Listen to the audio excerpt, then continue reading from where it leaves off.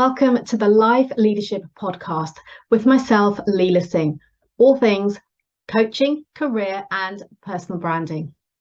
This podcast is for ambitious career professionals like you, wanting to create a life of choice and freedom, to be, do, and have more through overcoming limitations, to develop new perspectives and insights, and to redefine your success, be that in work, health, relationships, and so much more.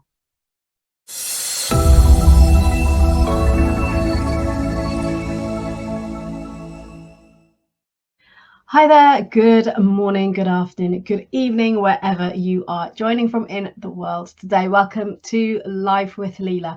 My name is Leila Singh and I'm a leadership, career and life coach, and I work with career professionals, typically in the technology industry, who are looking to overcome their limitations so that they can uncover their real ultimate potential and create new possibilities, all whilst showing up as the best version of themselves, which is what I call life leadership. Great. Okay, so today's topic is 2023, finished the year strong. Why? Because I woke up thinking, good Lord, we are in the final quarter of the year. Where has the time gone? I cannot personally believe that it's already the final quarter of the year. So my question to you today is, have you set your intentions for the remainder of the year? Or are you continuing on that hamster wheel with no clear direction or focus and leaving your intentions and your goal setting for the new year? And I ask this because it is so easy to do this. After all, the month of December is often a write-off for many people because we spend a lot of time socializing, catching up with family, friends, loved ones, and celebrating over the Christmas period, which means that there are only 2 clear months of the year remaining. And that time will, of course, fly. So potentially, we may as well park our goal setting until the new year. Is that you? Well, if I'm having you now can think about this and consider what it is you could be doing differently, you want to stay watching and listening to this. So the fact is, there is so much you can accomplish in the remaining 3 months if you take the time to stop, to get present, to being present, slowing down and envisioning how you would like to start the new year. So what I invite you to do today is to identify one area of your life that is a priority for you to create change.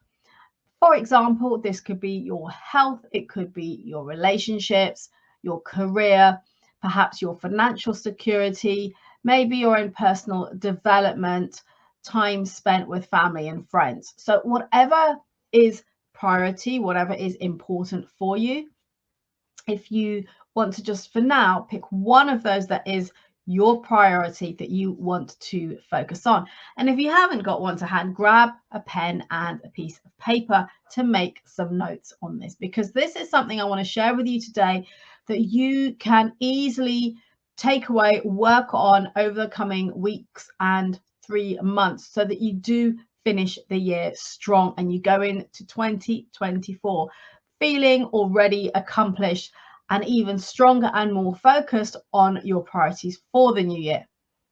So here are the questions.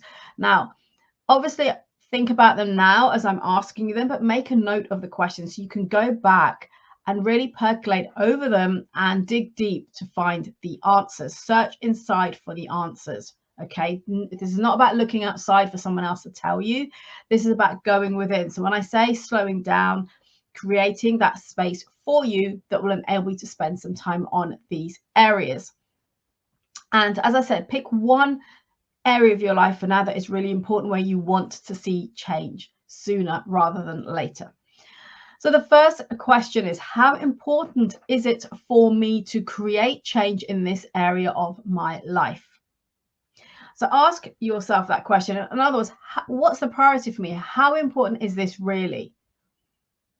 And maybe if you're struggling to answer that, consider a scale of 1 to 10, where 1 is, well, actually, I couldn't care less if nothing changes in that area of my life. And 10 is, it is an absolute necessity, it's mandatory, it's essential, whatever, it has to change. That's a 10. So where are you on that scale? How important is it for you to create change in this particular area of your life? The second question is why? Why is this a priority for me? So what is the main reason? So for example, for me this year, and it was the same last year to be fair, is my health and well-being. And I've come a long way over the last 12 months when it comes to health and well-being. So I'm miles ahead of where it was this time last year.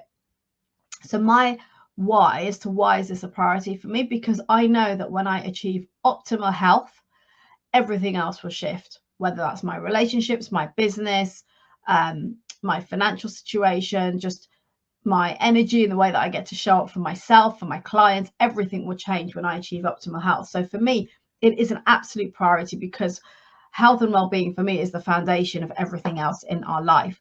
In fact, there is a quote that I have here somewhere on my desk, if I can find it, but it talks about fitness being a step towards your purpose in life. It helps you to fulfill that purpose.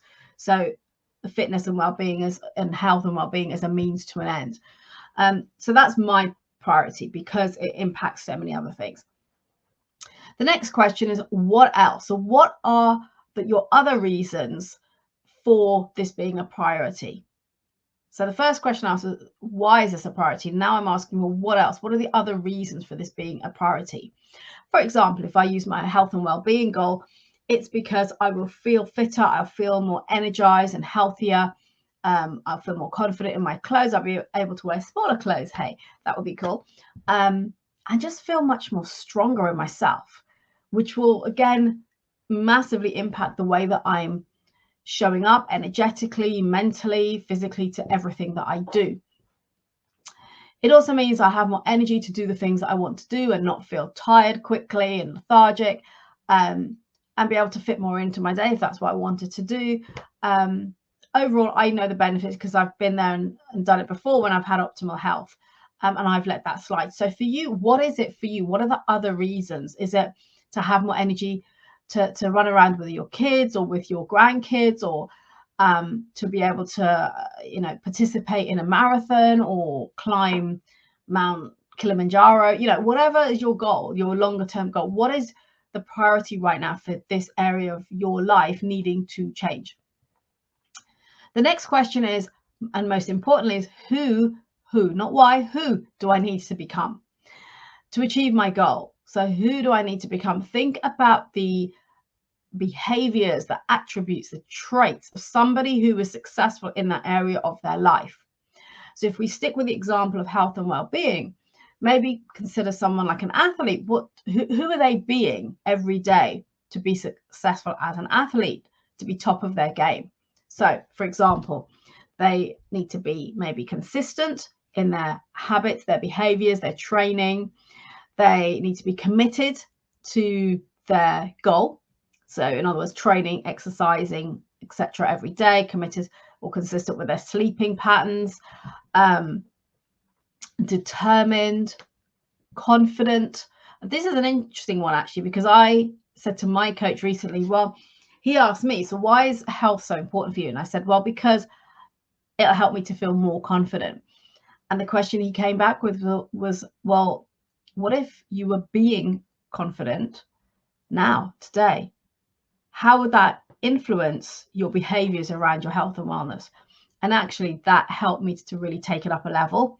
So instead of saying I'll wait until this happens to be more confident, it's actually, well, you know what? I'm going to be confident about who I am, what I'm being, who I'm being, what I'm doing, all of that.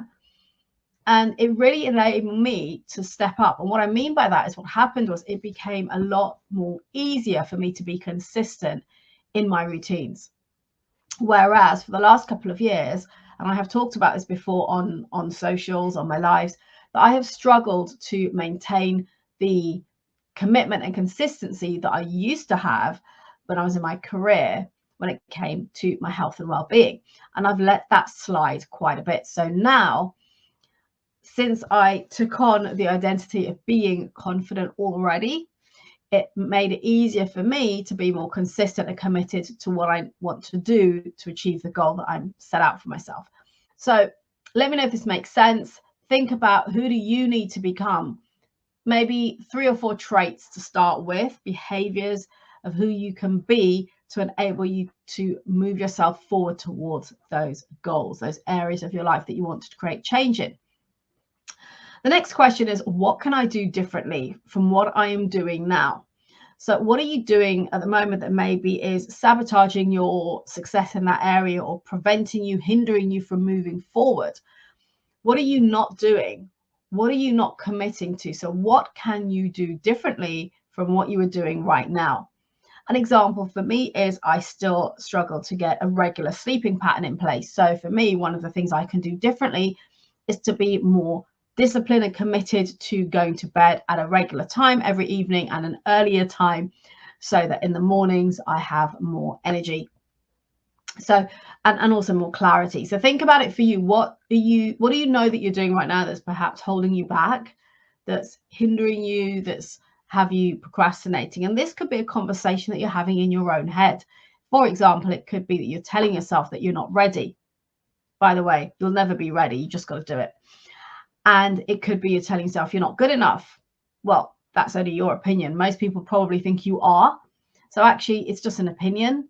So letting go of that view of yourself and looking at who you really truly are and what you're really capable of. And the only way you'll figure that out is by taking the action. That will give you the evidence that you need to show that you are more than capable. So think about the conversations you're having in your head that might be preventing you from moving forward. The next question is, what support can I call upon to keep me focused and accountable? Now, that of course depends on what your area of your life is that you're looking to create that change in, what your goal is, what your aspiration is. And it could be simply calling upon one of your best friends or your partner, or a relation in your family, for example. So somebody that you can just ask them to support you, to kind of motivate you along, to check in with you and have accountability with you, so that you know you're answerable to somebody.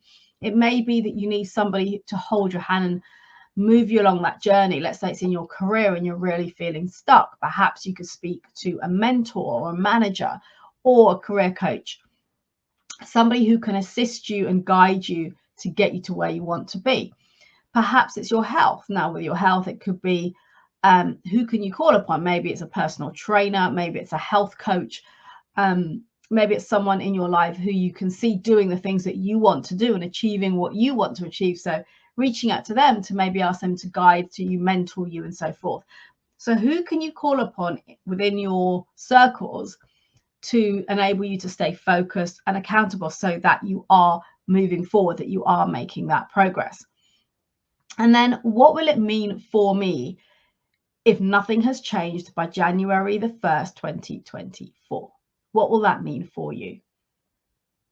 So if everything is the same as it is today on the 1st of January, what will that mean for you? How will you feel? Think about it now.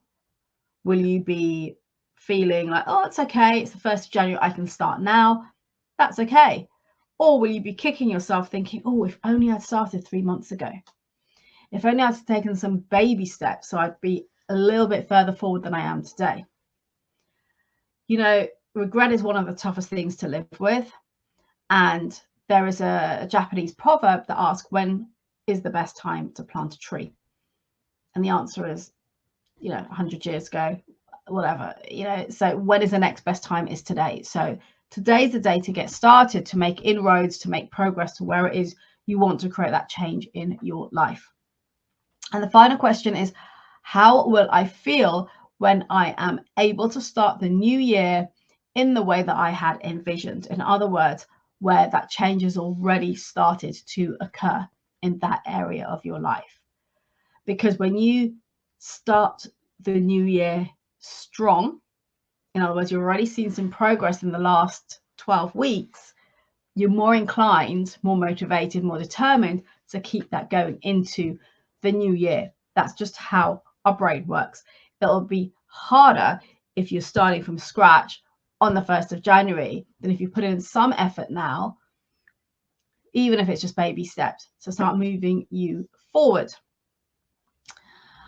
Okay, so just to go back to some examples here, if you're really feeling stuck, as I said, it could be that, going back to that question, how will you feel when you're able to start the new year in the way that you envision? So for example, if that is being fitter and healthier, which is my goal, it could be greater connection in your relationship with your partner or with another loved one.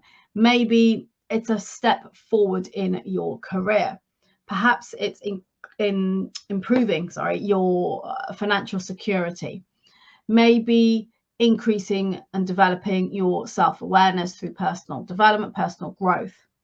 Possibly having a better life balance and getting to spend more time with your loved ones. So as I said, it can be any of those things, and those questions that I have gone through with you can be applied to any of those examples. So the next thing I invite you to do is to set your intentions.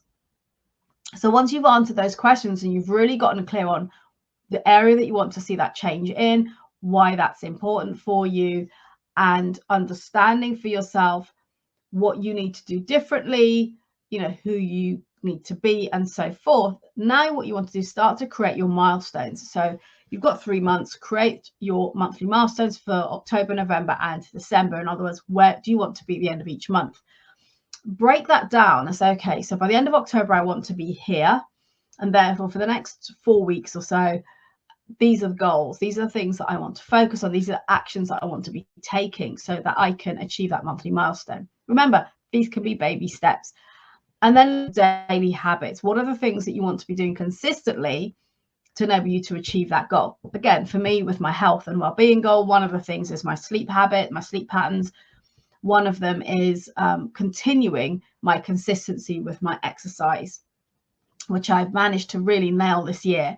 And it's been probably 3 years or something since I've been this consistent with exercise.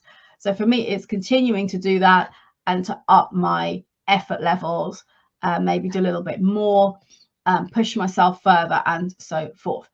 So every day you want to see yourself making that little bit of progress, however small, towards your vision of change and what it is you want to create. Next, reflect weekly on your progress, your wins, and your successes, however small, and tweak what's not working well. So here, for example, reflecting on your progress, the reason I say this is because what we tend to do as human beings is we go to naturally focus on what we didn't do, and then we beat ourselves up, and then potentially we might give up and just not bother. So reflecting on your week includes, as well as what hasn't worked well, is what your wins are, what your successes are. And it could be that, hey, if it's, let's say it is for you, it's health and well-being. Maybe it is the fact that actually I exercised 3 times this week, or I went for a walk every day, or 5 days in the week. Whatever that is, it's okay. Don't focus on what you didn't do, focus on what you have done, because that will create the, I guess, the motivation and for you to keep going, to propel yourself forward by saying, actually, I've come this far and I know I can do more, so I'll keep going. Also look at what's not working well and then tweak that. So for example, it could be, oh, I committed to getting up at 6 a.m. and going for a walk or a run. And actually, I've not done it for 4 days because I was just so exhausted. So what can you tweak? Well, you could either tweak going to bed earlier. You could tweak not doing a 6 o'clock, but maybe a 6:30 or a 7 o'clock, or doing it at lunchtime instead, or doing it in the evening. So test things, tweak them to what works for you. There is no prescription to any of this. You have to create the habits and the actions based on what works for you and your own personal lifestyle and life commitments. And then reach out and engage for the support that you need. So whether, as I said, it's a family member, a friend, someone who's a mentor, a coach, someone that you work with, perhaps, you don't have to do this on your own. And as I said, I'm giving you a live example here of myself. For me, again, health and fitness and well-being are my #1 priority for next year, to because for me, that underpins everything else in my life and how I perform in every area of my life, from my, my work, my business, my relationships, and so forth. So for you, pick one, start with that, work on that. If you feel you can work on 2 areas simultaneously, then hey, go for it. Nothing wrong with that at all. So that's my invitation to you. Create the changes that you want to experience as we head into 2024, which really is just around the corner, so that you can finish the year strong. And my question to you now to really consider is, what one area of your life are you going to improve upon during this last quarter of the year to make your start of the new year your best year ever? So give some thought to that. Really think about, okay, which area of my life is my priority right now that I really want to see change, that I'm getting so frustrated in, I'm getting annoyed with myself, I'm lacking motivation and so forth. Which area is that for you? And I'll just recap on these questions. So if you haven't already done so, then make a note of them. The first one is, once you've identified the area that you want to create that change in, ask yourself, how important is it for me to create this change in my life? And then why? Why is this a priority for me? Next is, what else? What are the other reasons? Once you've identified why it's a priority, or what else? Keep asking yourself, what else will this impact? What else makes this important for me? Keep writing until you run out of reasons. And then, most importantly, who do you need to become to achieve that goal? Think about your behaviors, your traits, your attributes that will enable you to move yourself forward to create that change. The next question is, what can I do differently from what I'm doing now? So start to look at the things you're doing that are perhaps hindering you, holding yourself back, whether it's the way that you're speaking to yourself, maybe things that you could be doing but you're not, or that you could do better or differently. Think about the support that you can call upon to keep you focused and accountable. Who can you reach out to help you? And what will it mean when we hit January the 1st, 2024, if nothing has changed? How will you feel? What will you be saying to yourself? And finally, how will you feel when you are able to start the new year in the ideal way that you envisioned? So work through those questions. Again, you can apply this to different areas of your life that you're seeking change in. And then pick at least one that you're going to focus on over the remaining quarter of the year. I'd love to hear which area you're going to focus on. Share that in the comments with me. Let me know your why and who you are going to be to make that happen. And of course, I can't complete this without reminding you that if you haven't already done so, then do check out the Leadership Launchpad that has now got the doors open, gone live last week, where you can join me and an amazing community where we can help you and support you through your journey, whether it is your career or is leadership of other areas of your life. It's an incredible opportunity to be a part of a community as a founding member, where you will have access to a wealth of online training and workbooks that you can follow through at your own pace. It's all self-paced. You can go through that and work through it to develop yourself, to gain more clarity and move yourself forward, both in your career and in your life. Not only that, there will be regular group coaching calls, accountability support, mentoring and guidance around the areas that you will be struggling with, as well as a community of like-minded people who are able to support you, and you can learn from each other's experiences and challenges and questions that they will be asking. If you have any questions specifically for me, then do direct message me or email me at hello@leilasingh.com, and I will happily come back to you, jump on a call with you to answer any questions that you may have. I would love to have you join our community. So before I complete this, until next time, remember to elevate your performance, maximize your potential, and always be creating new possibilities by showing up as the best version of you.